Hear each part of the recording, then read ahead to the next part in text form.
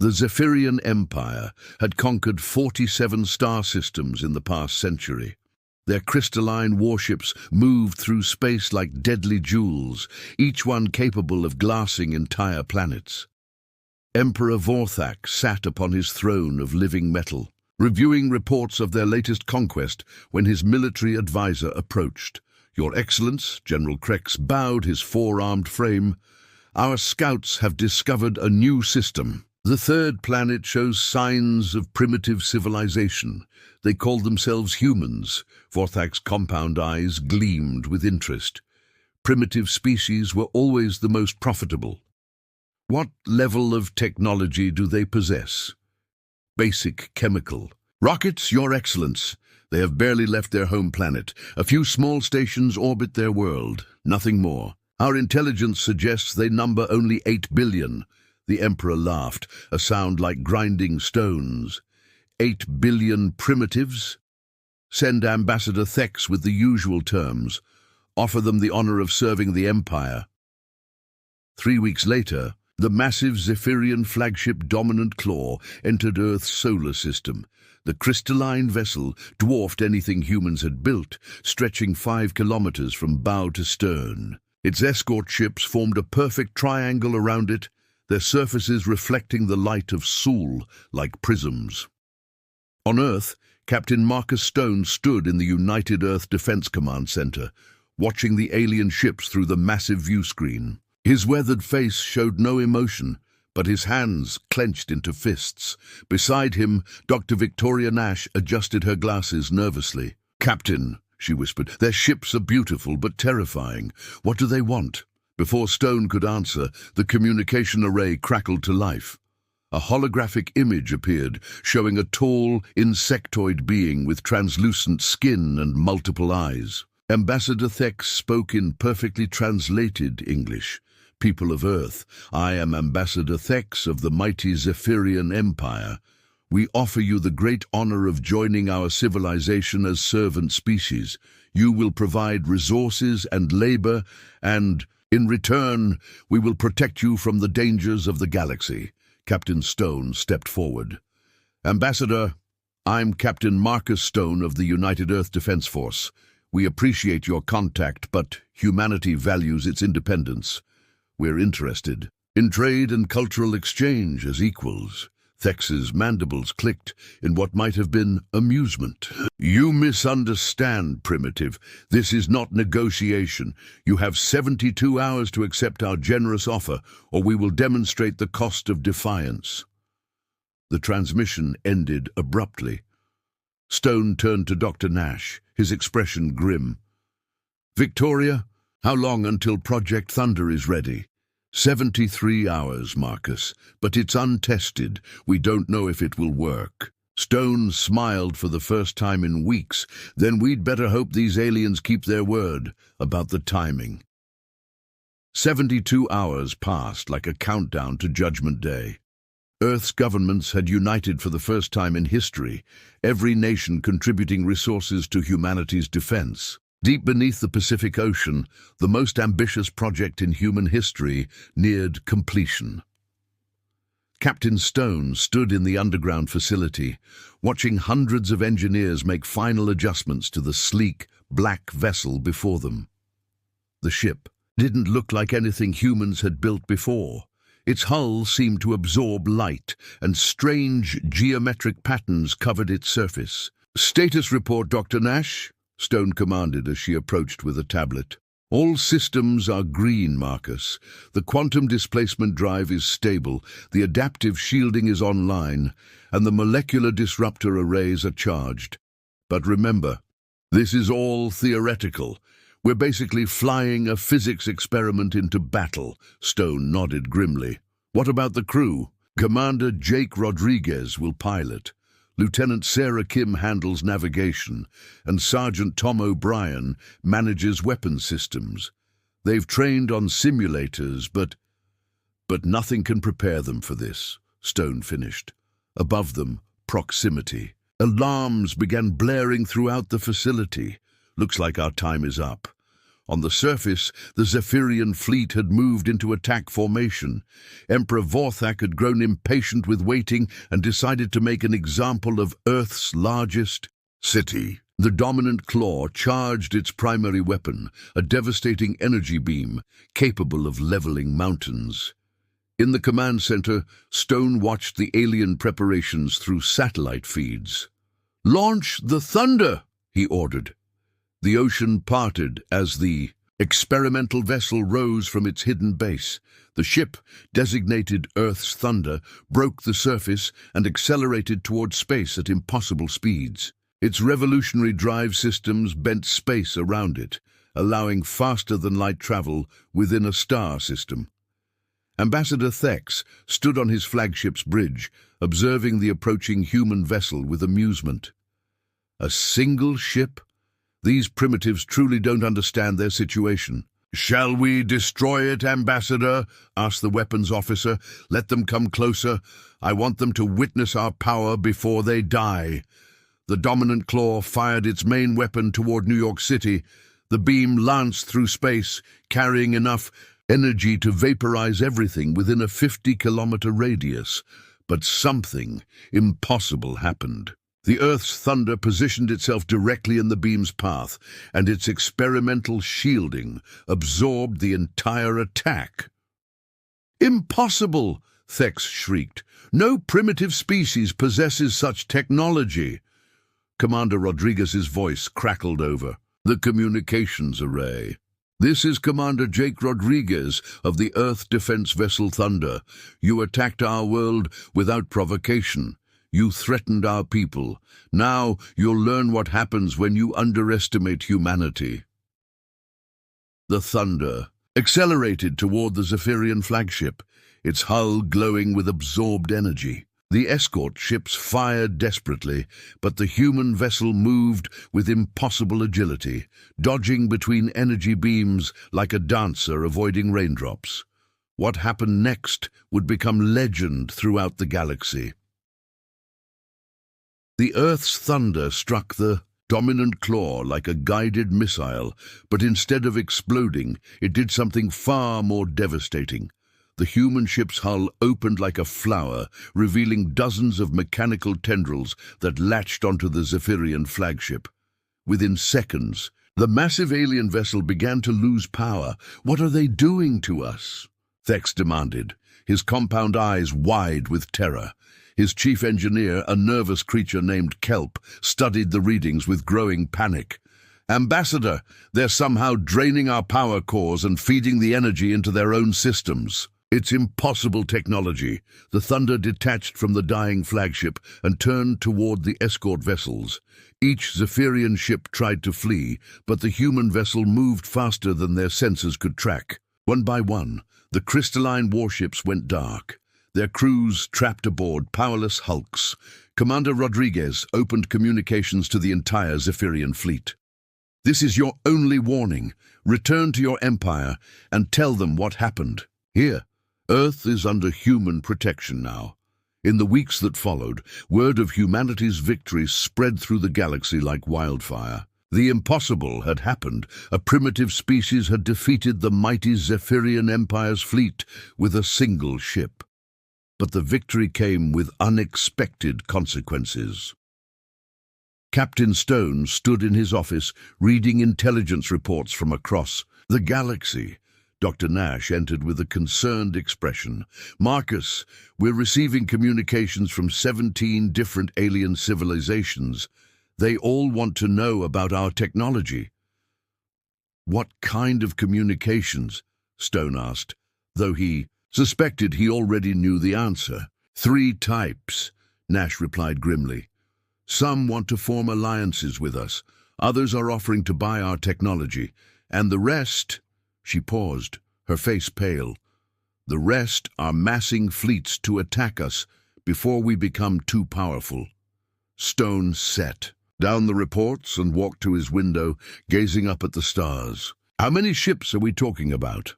"Combined, over 2,000 vessels from 6 different empires. They're calling it the Coalition of Concerned Species." The irony wasn't lost on Stone. By defending themselves against one threat, humanity had painted a target on their backs for half the galaxy, but humans had never been ones to back down from a fight. "Dr. Nash, what's the status of the Thunder program?" She smiled for the first time in days. "We have 12 more ships under construction. The new models incorporate everything we learned from the first battle. They're faster, more powerful, and equipped with technology that will make the Zephyrians look primitive." Stone nodded. "How long until they're ready?" 6 months, assuming we can maintain production rates. "The Coalition fleets will be here in 8 months, Stone calculated. That gives us time to prepare something special for our guests." Unknown to the approaching alien armadas, humanity was about to reveal why Earth had survived ice ages, asteroid impacts, and countless wars. When cornered, humans didn't just fight back. They evolved, adapted, and emerged stronger than before. The galaxy was about to learn that awakening humanity's potential had been the Coalition's greatest mistake. 8 months later, the edge of the solar system filled with alien warships. The coalition of concerned species had assembled the largest fleet in galactic history. 2,000 vessels representing 6 different civilizations, each determined to eliminate the human threat before it could spread. Admiral Helena Cross stood on the bridge of the newly commissioned flagship Terra's Wrath, watching the approaching armada through the view screen. Unlike the original Thunder, this ship was twice as large and carried technology that pushed the boundaries of physics itself. "Admiral," reported Lieutenant Commander Ben Foster, "the Coalition fleet has entered our outer detection grid. They're maintaining formation, but not responding to hails." Cross nodded calmly. "Any word from the other ships?" "All 12 vessels report ready, Admiral. Captains Torres, Mitchell, and Park confirm their battle groups are in position." The Coalition fleet was impressive, a mix of crystalline Zephyrian vessels, the organic bioships of the Verdani Empire, sleek Corax destroyers, and the massive fortress ships of the Dulonian Republic. Their combined firepower could have reduced Earth to molten slag within hours. What they didn't know was that humanity had spent 8 months preparing for this moment. Deep in space, hidden behind cloaked asteroid mining stations, 13 human vessels waited. Each ship incorporated revolutionary technology developed from captured Zephyrian equipment and humanity's own desperate innovation. The Terra's Wrath alone carried enough firepower to level a continent. High Marshal Vex of the Dulonian Republic commanded the Coalition fleet from his flagship, the Infinite Judgment. The massive vessel stretched 8 kilometers from bow to stern, bristling with weapons capable of cracking planets. He opened communications to the human fleet. "Humans of Earth," his translated voice boomed across space, "you have developed technology that threatens the balance of galactic power. Surrender your ships and submit to Coalition oversight or face annihilation." Admiral Cross activated the reply channel. "High Marshal Vex, this is Admiral Helena Cross of the Terran Defense. Fleet, you came to our home system uninvited and threaten our world. We gave you the same choice we gave the Zephyrians: leave peacefully or face the consequences." Vex's laughter echoed through the communication array. 13 primitive ships against 2,000 vessels. Your arrogance will be your extinction." The Coalition fleet advanced in perfect formation, their weapons charging for a coordinated strike that would overwhelm any defense. But as they closed to attack range, something unexpected happened. Space itself seemed to ripple around the human ships. The 13 vessels began to multiply, first becoming 26, then 52, then over 100. The Coalition sensors couldn't determine which ships were real and which were illusions. "What trickery is this?" Vex demanded, but his question was answered when every human ship, real and projected, opened fire simultaneously. The weapons that emerged from Earth's vessels weren't energy beams or projectiles. They were controlled tears in space-time itself. These quantum fracture cannons literally unraveled the molecular bonds of whatever they touched. Coalition ships simply ceased to exist where the weapons struck them. In the first volley, 300 coalition vessels vanished from existence. The survivors scattered in panic, their perfect formation dissolving into chaos as captains realized they faced technology beyond their comprehension. The Battle of Sol's Edge, as historians would later call it, lasted exactly 17 minutes. When the quantum fracture cannons fell silent, less than 200 coalition ships remained operational. The survivors limped away from Earth's solar system, carrying news that would reshape galactic politics forever. Admiral Cross stood in the war room aboard Terra's Wrath, surrounded by holographic displays showing the galaxy's response to humanity's victory. Reports flooded in from across known space, some species offering immediate surrender, others requesting defensive alliances, and a few simply fleeing to unexplored regions. "Admiral," Commander Foster approached with the latest intelligence reports, "we're receiving over 400 communication requests from civilizations across the galaxy. Everyone wants to know our intentions." Cross studied the star charts, showing the territories of various alien empires. Many had already begun withdrawing their fleets from border regions, afraid that Earth might launch preemptive strikes. The irony wasn't lost on her. Humanity had never wanted conquest, only survival. "What about the surviving coalition members?" Cross asked. "The Zephyrian Empire has offered complete surrender and requests an audience to discuss terms. The Dulonians are in full retreat to their core worlds. The Corax have sent ambassadors requesting a non-aggression pact." Captain Stone, now promoted to Rear Admiral, entered the war room. "Helena, we have a situation developing.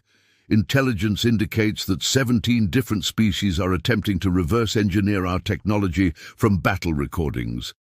3. More civilizations are requesting human protection from their neighbors." Cross walked to the main display, which showed Earth surrounded by a growing network of allied worlds. "Marcus, what do you think? 6 months ago we were fighting for our lives. Now half the galaxy either fears us or wants our protection." Stone considered the question carefully. "The galaxy operates on the principle that might makes right. We've proven we have the might. Now we need to decide how to use it." Over the following months, humanity faced a choice that would define their place in the cosmos. They could remain isolated on Earth, using their superior technology purely for defense. Or they could accept the responsibility that came with their power and help shape a better galaxy for all species. The decision came when the peaceful Altarian Republic requested Earth's help against the brutal Sarkonian Empire. The Sarkonians had enslaved dozens of species and were expanding toward Altarian space. Traditional galactic powers were too afraid of the Sarkonians to intervene. Admiral Cross met with Earth's Leadership Council in Geneva. "The Altarians have offered to share their agricultural technology and mineral resources in exchange for our protection. But more importantly, they're asking us to do what's right." President Maria Santos looked around the table at representatives from every Earth nation. "Are we prepared to become the galactic police force? Once we start, there's no going back." Stone spoke up from his seat. "Madam President, we never asked for this responsibility, but we've seen what happens when good people do nothing while tyrants expand their power. The Sarkonians will continue enslaving species until someone stops them." The vote was unanimous. Earth would not remain isolated. 6 months later, the Sarkonian Empire's slave fleets encountered the Terran Defense Force at the Battle of Proxima Station. The engagement lasted less than 10 minutes, and the Sarkonian Empire ceased to exist as a political entity by the end of the week. Word spread quickly through the galaxy. Humanity would protect those who couldn't protect themselves, but would show no mercy to those who preyed on the innocent. Species after species requested Earth's protection, and humanity found itself at the center of a new kind of empire, one built on consent rather than conquest. Admiral Cross, now Fleet Admiral of the Terran Empire, stood on the observation deck of the massive orbital station above Earth. The stars no longer seemed distant and mysterious. They were humanity's new frontier, and every light represented worlds that looked to Earth for guidance and protection. The galaxy had awakened a sleeping giant, and humanity had chosen to use its strength to build something better than what came before.